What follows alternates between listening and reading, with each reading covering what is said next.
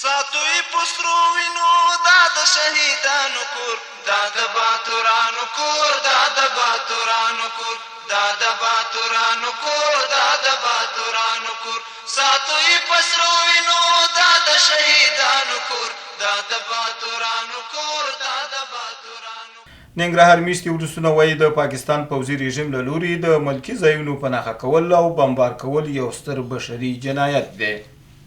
ننګرهار کې د خوارج کتاب د مطالعې سیالۍ ازموینه واخیستل شوه. د ننګرهار کوټ ولسوالۍ په کچه د اطلاعات او فرهنګ پوهنې ریاستونو او السارم فکري او فرهنګي مرکز په همغږۍ د خوارج کتاب د مطالعې سیالۍ ازموینه واخیستل شوه چې پکې 600 ځوانانو ګډون کړی و. د ننګرهار کار او ټولنیزو چارو ریاست په همغږۍ د ټي ډي ایچ موسسې له لوري د لالپورې ولسوالۍ 300 اړمنو کورنیو سره د څه باندې 2.8 میلیون افغاني نغدي مرسته وشوه.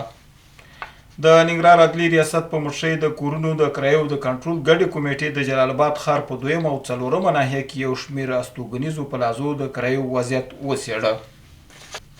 د ننګرهار مرکز جلال آباد ښار کې د خصوصي سکتور له لوري د شاوخوا 50 میلیون افغانیو په لګښت د پامیر صحت په نوم د څارویو د ناروغیو د تشخیص او درملنې مجهز ویترنري کمپلیکس ګټې اخیستنې ته وسپارل شو.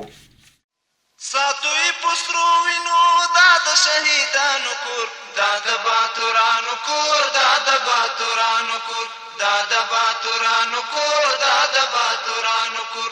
ساتوی پسرو وینو دا د شهیدانو کور، دا د باتورانو کور، دا د باتورانو کور.